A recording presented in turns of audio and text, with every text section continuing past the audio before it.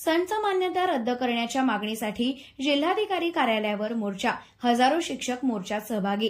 ग्रामीण भागातील वाडी वस्तीवरील शाळा बंद करण्याचा शासनाचा कुटील डाव आहे।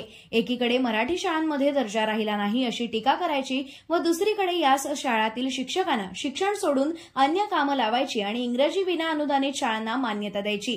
यामुळे गोरगरीब विद्यार्थ्यांना शिक्षण मिळणार नाही। संच मान्यतेचा निकष रद्द झाला पाहिजे याकरता रत्नागिरीसह राज्यभरात आज दुपारी मोर्चा आंदोलन करण्यात आलं। रत्नागिरीत जिल्हा परिषद ते जिल्हाधिकारी कार्यालयापर्यंत मोर्चा काढण्यात आला। यामध्ये हजारो शिक्षक, शिक्षकेतर कर्मचारी, संस्था चालक सहभागी झाले। शासनाच्या 15 मार्च 2024च्या संच मान्यता निर्णयामुळे जिल्ह्यातील इयत्ता 9वी व 10वीचे 101 चे वर्ग शून्य शिक्षकी आणि 76 शाळा शून्य शिक्षकी झाल्या आहेत। आज जिल्हा परिषद ते जिल्हाधिकारी कार्यालयापर्यंत मोर्चा काढण्यात आला। मोर्चाचे सभेत रूपांतर झाले व त्यानंतर जिल्हाधिकारी एम देवेंद्र सिंह यांना मागण्यांचे निवेदन देण्यात आले। यावेळी समन्वय समितीचे सचिव सागर पाटील व महेश पाटकर यांनी आंदोलनामागची भूमिका जिल्हाधिकारी यांच्यासमोर मांडली। प्रमुख मागण्या: संच मान्यता निर्णय रद्द करून मागील 28 ऑगस्ट 2015च्या शासन निर्णयाप्रमाणे कार्यवाही व्हावी।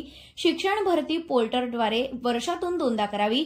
शिक्षकेतर कर्मचारी जुनी पेन्शन योजना लागू करावी। 14 ऑक्टोबर 2024च्या शासन निर्णयानुसार घोषित केल्याप्रमाणे टप्पावाढ त्वरित करावी, अशा मागण्याही यावेळी करण्यात आल्या।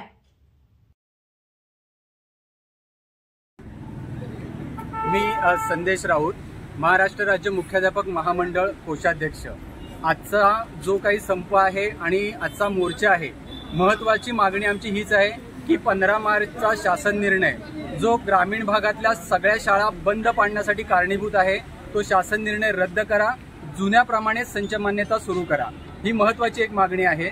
त्याच्यानंतर जे 2005 पूर्वीचे आणि आधीचे जे काही कर्मचारी नियुक्त झालेले आहेत त्यांना सरसकट सगळ्यांना जुनी पेन्शनच लागू करा।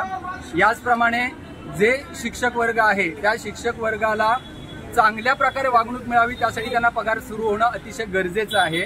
म्हणून शिक्षक भरती होणं त्या दृष्टीने प्रयत्न करणं गरजेचं आहे। वर्षातून किमान 2 वेळा पोर्टलवरती भरती होणं आवश्यक आहे। टप्पावाढ अनुदानाचा निर्णय आता शासनाने घेतलेला आहे की अधिवेशन संपण्यापूर्वी तो टप्पा तुम्हाला दिला जाईल, पण आमची मागणी ही राहील की 100% अनुदान आता मिळावं, पुढच्या टप्प्याची काही धोरणं आखू नये।